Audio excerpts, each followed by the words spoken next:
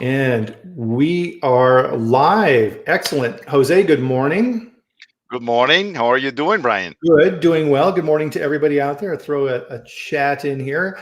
This is Food Safety Chat here on Friday. So every Friday at 10 a.m. Eastern, I'm in the Mountain Time Zone, so 8 a.m. for me, 7 o'clock for the early birds on the West Coast.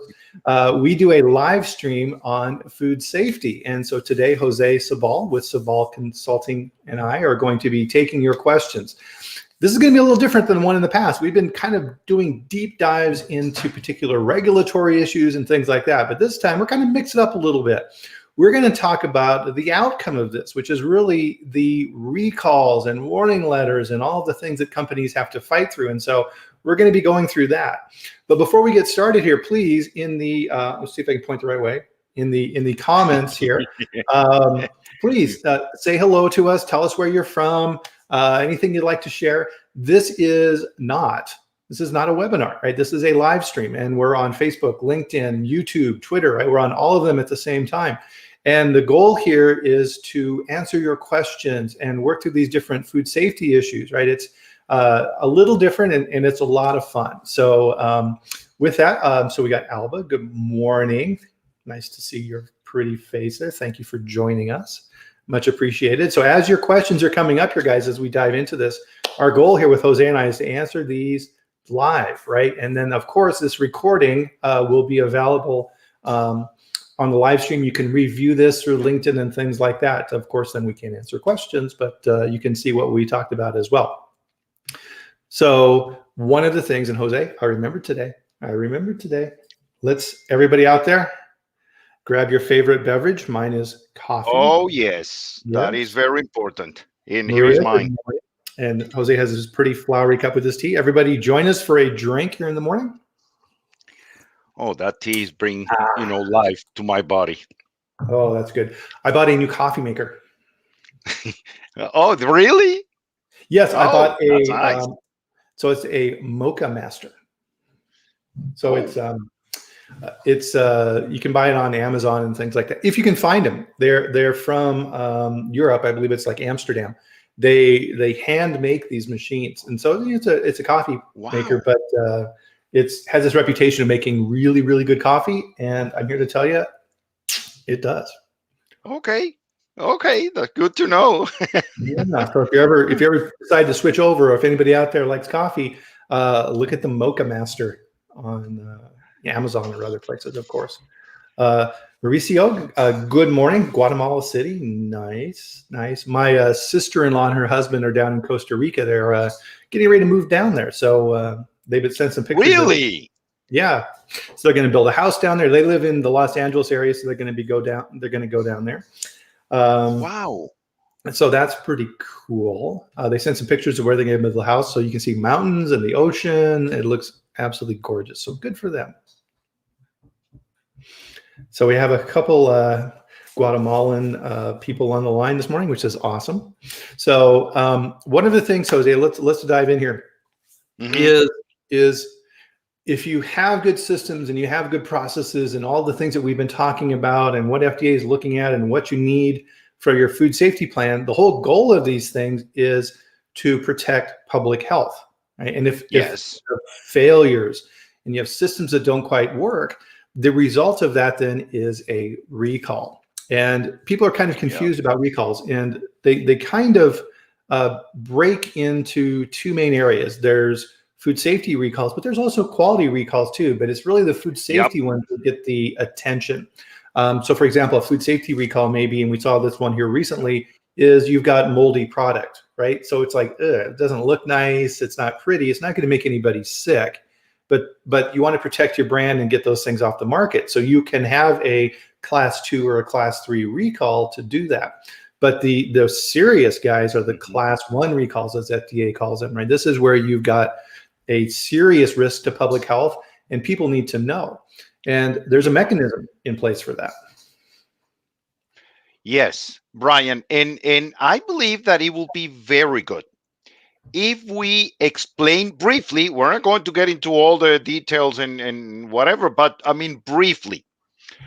When in the industry, people talks and say, oh, the product is contaminated. The product is with a new thing about the allergen. The product was subject to cross contact, Mm-hmm. which is a new FISMA acronym. I mean, if you go to the law in the United States, you're not going to find those terms. The only term that you will find in law is adulterated. Okay, Mm-hmm. so adulteration by default is a prohibited act in the law, and the law also defines what could be adulteration. And what is very funny, which is something that I believe that we discussed about this in one of our previous chats, Yeah. but in the law, section 341 indicates that somehow there must be a product specification that tells what the product is about, the ingredients, intended use, the consumers, and so on. Mm-hmm. The next section, 342, is the one that defines adulteration. And what is very funny, and I have a copy here, kind of a cheat sheet for this class. What is funny is that adulteration is defined in food processing as working under insanitary conditions. Mm-hmm. And when people work under insanitary conditions, you may have two ways that the product could be adulterated. Could be adulterated with filth, or could be adulterated with a hazard that will cause illness or injury. Mm-hmm. The filthy portion is supposed to be controlled with the GMPs, and the hazard portion is supposed to be controlled under your HACCP plan. Right. And if you go to that section of adulteration, you may have also, there are many, many different definitions. But another one is, for example, if the product consists in whole or in part of any filthy, putrid, decomposed, or it's just otherwise unfit for food, the product is adulterated by definition. Yep. And that's an important base. Thanks, Jose, for that, because really what we're talking about here is something happens, right? A plant finds it, FDA finds it, consumers find it, something gets triggered in a crisis process, and a recall happens. And what needs to happen on the manufacturing side then, right, is they notify FDA through the reportable food registry, all these type of things. And then they need to fix this, right? They need to find out, oh my God, why did this happen? And what are we going to do to fix it to keep it from happening again? And FDA wants to see that you've done things to prevent this from reoccurring. Yeah. Because if you're a consumer and you don't trust those brands because they keep having problems and they keep messing up, you're just going to quit buying them, right? Because why would you, right? And that's kind of what I wanted to dive in today, is some recent examples, current events around recalls and what we're seeing with failures and companies that are really stumbling, and it's going to damage them in the long run. Yeah. Yeah, and again, many examples that you have, Bryan, and you or me are going to be sharing a few of them. So please go ahead. Absolutely. Well, let's throw a question out here to the group out here who's watching us today. Year in, year out, this is always consistent. What do people think is the number one cause of recall for food safety? Any guesses out there what you think it is? Is it a bacteria? Is it something else? What do you guys think it is? Any guesses? Let me put this in the comment. What is the number one cause of recalls? Wow, I have to learn how to type. Too early in the morning to type, Jose. I am really messing this up. That's embarrassing. Okay, there we go. Number one cause of recalls, guys. What do you think that is? Any guesses? Okay, we got labeling. Mm-hmm. Alan, hi, Alan. Nice to see you. Foreign matter. It's a good guess too. Any other guesses out there? Labeling. Absolutely. Rodney put labeling in the mix. That's two votes for labeling. Scott has allergens. Yeah. Corey with labeling. Andrew, recalls. All right, so not following their CP programs. All right. Allergens, cross-contamination, mislabeling. We got a smart group here, Jose. They know what they're talking about. Oh yeah. They definitely do. Absolutely. It is year in and year out, guys. Yeah. Allergens. Allergens. And is it the plants not doing a good job cleaning and not cleaning the allergen residue from their plants? Usually not. It's labeling issues, right? What happens, you have these failures where they're not labeling correctly. Either the ingredient statements are wrong, or they didn't declare the allergens correctly, or something happened where the allergens were mislabeled. And the poster child and the winner of this category for the analysis for this is a couple of good issues that we talk about. And one that really popped up here recently is Whole Foods, right? Jose, I mean, this one is huge. Yeah. And when FDA sees something that they don't like, right, they can issue you a Form 483 inspectional observations and say, fix this, fix that, fix this. If they're really unhappy with you, then you get a warning letter. And that's kind of the next escalation up for FDA. And Whole Foods got a warning letter here pretty recently, the end of December 16th, 2020. And these letters go to the CEO, the person most responsible in the company. And there's other things that we've talked about in past conversations here on the chat of why that is, right? Because they're the ones who are going to be held liable for this. And get this, Jose, in this warning letter. So the thing that really popped out here was they say, hey guys, you're not addressing undeclared allergens. And we have analyzed recalls, and your company has demonstrated a pattern of receiving and offering for sale misbranded food products. Yes. From October 19 to November 20, they had 32 recalls due to undeclared allergens. It's like, oh my God, 32. And that's a short period of time. Good Lord, that's a little more than a year. I mean, if I'm a consumer, and fortunately I don't have food allergens, but I know lots of people who do, and I'm sure you do too. I mean, am I going to go to Whole Foods and buy products from them? It's a very good question. I mean, if I have a small child or something who's allergic to peanuts, or something, am I going to roll that dice? Probably not, right? And Whole Foods is, one of these retailers with a reputation for very high quality and things like this, and they're letting the consumers down.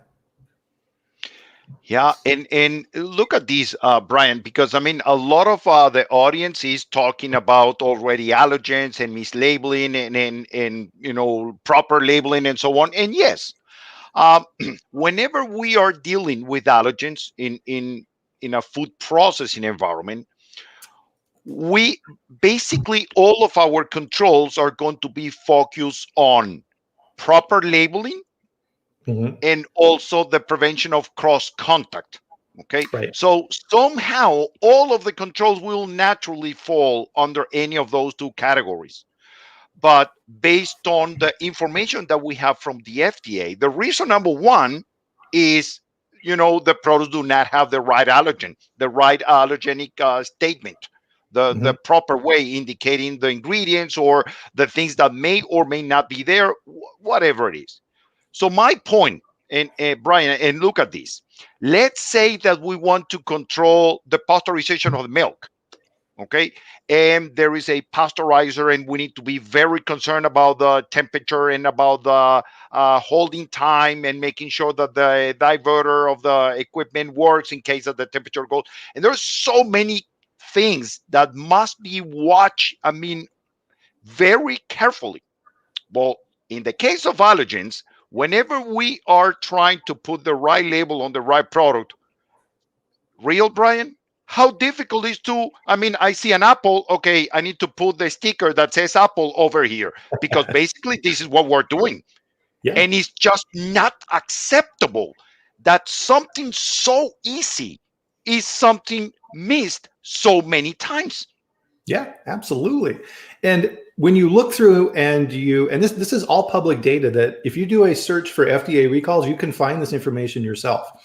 And when you look through the Whole Foods, the big failure of what a lot of these recalls were tied to, Jose, was things in the deli, right? So they're printing out these labels and the information in the labels is wrong, right? So they changed the formula for this salad mix that they're selling at the deli, and oops, it's got cashews in it now, and didn't put it on the label.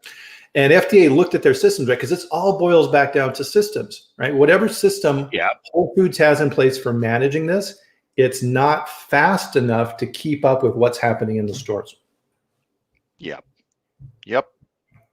Yep. And eventually it's because these machines may have an automated pre-designed label, Mm-hmm. which again, I guess that is a very good approach. But no matter, the good approach or the good intention, there must be a step where the one that is packing the product for sale look at the product and then look at the label and say, is this the right one? Mm-hmm. Am I declaring everything in this label because of this product? It's a Right. simple question. Exactly. All right. So the Whole Foods is a good example of kind of the retail side. And let's see, Corey had a good comment here. So on the FDA dashboard, monitoring the status of a firm's recall, what do the termination of the recall status means? Ongoing, completed, terminated, and what do these represent? If the status is completed, does that mean FDA's investigation is over? Yes. So what this means is, so when a recall happens, so by law, once as a company, if you're Whole Foods or the next one we're going to talk about, you have to, within 24 hours, go into FDA's reportable food registry and tell FDA that this happened. Then it goes to the correct district office and FDA goes out to investigate and all these things happen. A recall coordinator in that region from FDA is assigned to manage your case. And that's the group. So when Whole Foods responds back to this warning letter, that's who it goes to. And they then go through this information. FDA will not close the recall until they're confident that, number one, all of the product has been removed from the market and the consumers are safe, and that your corrective actions have been effective to remove and mitigate that risk moving forward. And that takes a lot of time. Sometimes these recalls with FDA, if they're Yes. big and complex, will stay open 6 months to a year. Sometimes they don't close them out because they want to make sure. And you can bet that when FDA goes in for the next inspections, that they have all that information with them to follow up as well. Yes, that is correct. Yep. So the next big issue that caught my eye, and this is more from the manufacturing side, is Frito-Lay. Right? So Frito-Lay has been having lots of problems with allergens too. They have had six recalls recently. So the first one was February of 19. So one, and then June, and then March, and then August, and then now we had another one this week from Frito-Lay. And actually, I did a video going over the last set of recalls. And if you want a copy of that, just send me an email. My email's here on the screen. And I'll send you that video of that analysis that goes down into more detail. But on the manufacturing side, this is where a lot of the mistakes happen too. So Whole Foods is doing mislabeling on the retail side. Frito-Lay is doing it on the manufacturing side. And a lot of this, as my background is manufacturing quality assurance, a lot of times it's changeover where those type of problems happen, right? So you've got this line and you're going really fast and you're switching from barbecue and you're going to sour cream and you're going back to plain potato chips and whatever. And you're the operator and you're running that line and you're switching and things like that. And oops, some of those bags are still in the machine from the last product. And all of a sudden, the barbecue packaging has sour cream potato chips in it. Yes. And that's what happened with this last recall.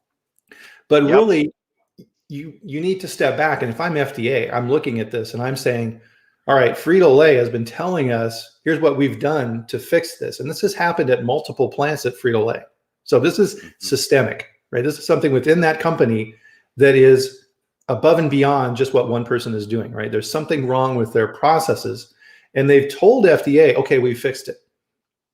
And you know what, Bryan? I'm going to add something else to your comments and your observations. I'm not sure if it's exactly the case for all of these recalls that Frito-Lay it's having, but some of these big manufacturers, many times they have third parties. They have other companies manufacturing products for them. So it is possible that it's not even a Frito-Lay facility. That is a contractor that is manufacturing products for Frito-Lay's, and they are the ones that do not have the right controls. Absolutely right. And what happens then, and companies need to understand this, right? If you use a co-manufacturer to make your brands and your products, they're not the ones who get the recall notice. It's still Frito-Lay, right? It's not Frito-Lay made by this co-manufacturer. It's Frito-Lay. Even though it's a Yes. co-packer, you are responsible. You need to manage that and understand what your co-packers are doing. That's a really good point, Jose. And a lot of people don't understand on the retail side. Consumers don't understand how all that works, right? So that's pretty confusing. And you know what, Brian? In my experience, the methodology that some companies are using to approve suppliers may not be that effective. I mean, sending a questionnaire and asking a few questions, and eventually, you know, I may send back a flowchart. I may send back a hazard analysis. I may send back some procedures, and it depends on the person that is receiving all of these records to read them and understand if they are properly developed or not. And Yeah, after that, the only thing that you have is documentation. You have not been in that place. exactly. So unless you really perform an audit and match the documents with the things that are being done, is when you can basically determine if the system is in place or not and how effective should be. Right. And that's a good point, because in the Food Safety Modernization Act, right, FDA, and the way I think of it, Jose, is that you have things that are important to do, your prerequisite program. So good manufacturing practices and things like this. And then FDA said there's other things that are even more important. The prerequisites are the base that you build on for your preventive controls. And we did a talk about this for supplier control. Your preventive controls are the things that are really important, right? So what are those? Supplier control, right? Both foreign supplier and domestic suppliers, you absolutely have to understand that. And if you trust those suppliers to do what they say they're doing, and you don't verify for those critical ones and things that are really susceptible within your system, you're at risk, right? We're seeing that right now with, and I think this is another one that we were going to talk about. It was a little bit ahead, but we're seeing this right now too, is butternut squash, right? We're seeing 7 recalls now for butternut squash for listeria. So 7 different companies who were buying this raw material, this cubed butternut squash that you throw in the microwave and steam it up and stuff like that. Oops, listeria. Yes. Right? Perfect example of being caught by your supplier. Yeah, and I mentioned to you before we started this chat today, and I was driving back from visiting a client yesterday. I was performing their internal audit to see how their system is working, and on my way back, I normally used to put a podcast. So I was hearing this Food Safety Magazine podcast where they interview David Atchison. And when the Barbara Rentenham, which is the one that was interviewing Dr. Atchison, she said, "Well, can you please define for us what is a ready-to-eat product?" And sometimes, which is, I mean, I may not get these perfectly, but I believe that he said that the definition of a ready-to-eat product is very broad and could be misunderstood in many cases, because anything that is coming from I'm going to say a farm, and is a ready-to-eat, and some people eat squash just straight from the same way that you eat lettuce and tomatoes and so on. Those are ready-to-eat products. Are they coming from the field? Yes. Which are the things that we're doing to make sure that we're not going to get sick? Yes. That's a question. Well, that's a good point. And I'm glad that you brought that up, because so that for everybody understands this who's listening to us, FDA considers ready-to-eat products high risk, right? So if you're a ready-to-eat product, you need to have an environmental monitoring program, and you need to pay very close attention to those products, right? So there's even things that you wouldn't necessarily think about. What about breakfast cereal, Cheerios, Captain Crunch, things like that? Is that ready to eat? Yeah, absolutely, right? You pour it in your thing and you eat it. if you are responsible for those products, you need to be thinking in those terms, right? And it's Yes. really, really important. Um, and with the butternut squash, is that ready to eat? No, it's kind of, is it or is it not, right? I don't pick up a butternut squash and chew on it, right? But Well, let processes me need tell to you take place. one more. That's a very good point, Brian, because there is one thing that was part of that podcast, and is that even though that we design a product to be consumed in certain way, we define the intended use. We need to be watching for what is now part of FISMA, which is a reasonably foreseeable intended use. Yes. And yes, you may find that most of the people, and I'm going to say some crazy example, most of the people may say, oh, I need to cook a corn before, before eating. Well, how do you know if there is 1% of people that they just eat it raw? What Right. about if that is the typical thing in 50% of the population? Is that the same? No. So those are the things that Dr. Atchison mentioned that we should be taking care of that in our hazard analysis. Try to identify what is the typical consumption of the products that are being made and not relying only on saying, oh, I already said that my product is supposed to be cooked before consumption, because there's a Right. lot of people that are not cooking. Yeah, that's a good point. I mean, FDA has been very, very clear. You cannot rely on the consumer for your food safety protection, period. Yes. Right. And so Yes. when you have listeria and butternut squash, it doesn't matter if it's ready to eat. It doesn't matter if you have to throw it in the microwave. It is Yeah. adulterated by the presence of the listeria, and you have failed in your food safety plans. Yes. Exactly right. Yep. The other big one that I wanted to talk about is people are saying this, and this is something with a really strong emotional attachment to it too. Is there's a big recall going on right now with aflatoxin in dog food, In and dog it food. started off as one recall, and then they expanded it, right? Yeah. And I've seen some reports on CBS News that I pulled up this morning, and more than 100 dogs have now died from eating Yeah.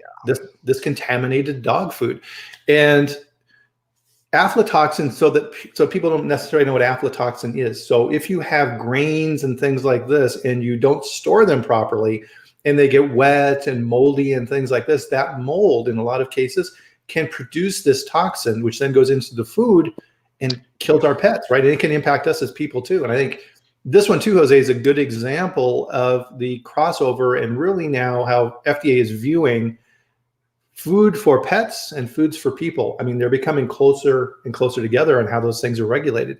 And this recall from sports mix, huge, right? And I have a Yes. dog myself, right? That really breaches trust, right? So this is another example of not controlling your supply chain. Yeah, and you know what? In that specific case, I understand that some of these companies are having a natural problem, because look at this corn, and which is one of the ingredients that could be present and could be the source of these aflatoxins. Corn is not a covered produce under the product safety rule, because Mhm. typically it is not eaten raw. Right. Because of that, they are not supposed to have a farm food safety plan. Because of that, any company that is buying corn to make DDGSs or to make any other food, they may receive corn that may have aflatoxins, because these guys are not required to, set up any control at all, which is Mhm. by default a mistake in a system. Developing a system, we should be taking a proactive approach and fixing the problems at the source. What is the source? The farm. So the farms are supposed to be taking the right, preventive controls to make sure that that is not going to happen, whatever it is. So by the time that these companies receive that, they might be receiving, actually, they are receiving some corn that may contain aflatoxins. And now the control that they implement is to measure the aflatoxin. And depending on those concentration is when they're going to say, well, we can, put this lot of product to be used by cows, because in cows the maximum level of aflatoxin is 300 part per million. but Right. for dogs and for humans is less than 20. Yeah. So the control is a reactive control, is not being proactive. Mm. Well, I worked for a company where we bought grain products. And what we would do is, if they were a new supplier, we had an aggressive sampling program in place until we got familiar with them and had a good understanding of what their control processes were. Because that's part of the problem with grains too, right? Is you harvest these things and then you can store them for a long time. So you may end up with product from quite a while ago and it's one giant lot. So you need to understand Yeah. how these things are being managed. Yeah. Yeah. I mean, hazards, whenever we are dealing with hazards, and this is a general approach, Brian, we should be aware not only about the hazard, but about the source. Mhm. Because in a very effective system that is proactive by design, we should be looking for the source of that hazard and try to do something there. Right. Anything that is being done after that is is just reactive. Okay, and this is that conversation a few sessions ago in our chat about what is the right control for metal, and Mhm. most of the people are going to agree, oh, the metal detector, x-ray or magnets or whatever. And what people is forgetting is that all of those devices are just verification activities by default. They are not controls, Right. because metal is a foreign matter, and foreign matter is prohibited to be present in food. So the only control that we can put in place is the prevention. By the time that you set up a metal detector and the detector detects something, that is not prevention, that is reaction.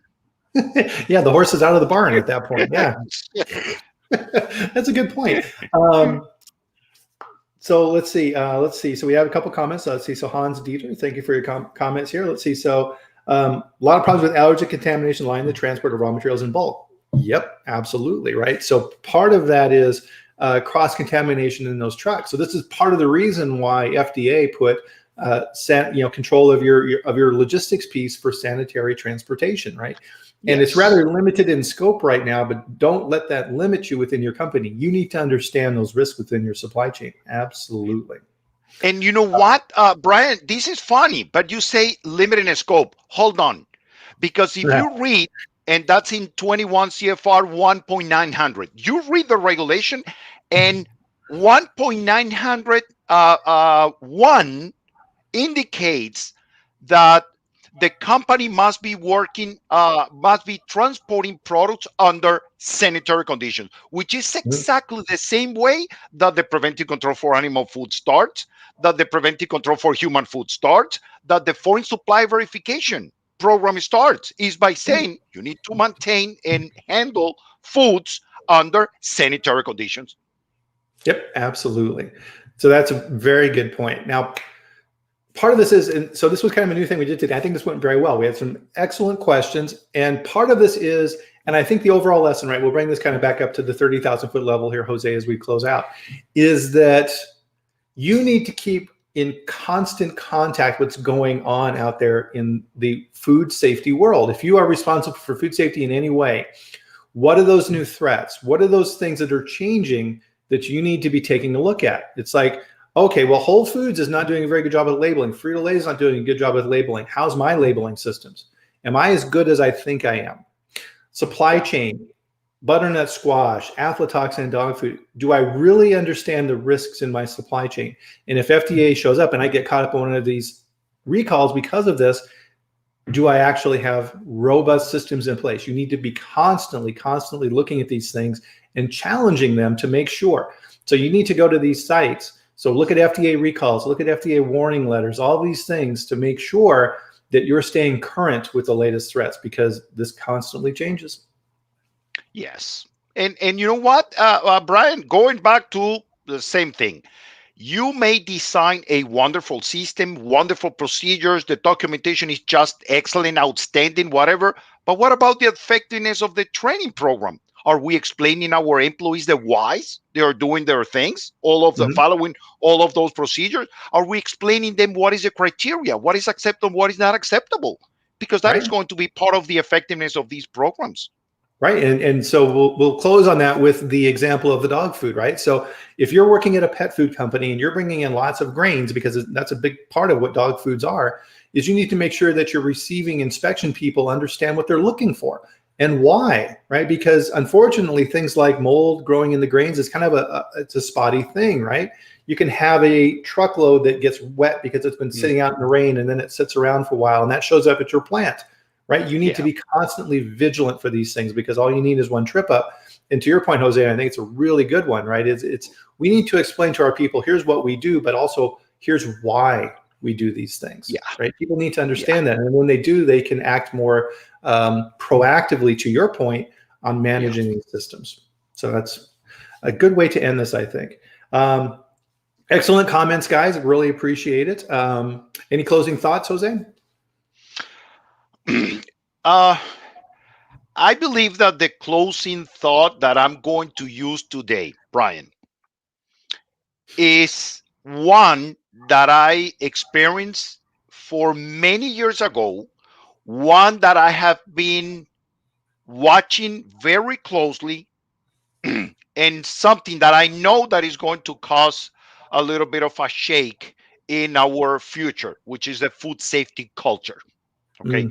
Food safety culture is related with the effectiveness of the training of the people. It's about attitudes. It's about commitment. It's about communication and empowering people to do the right thing.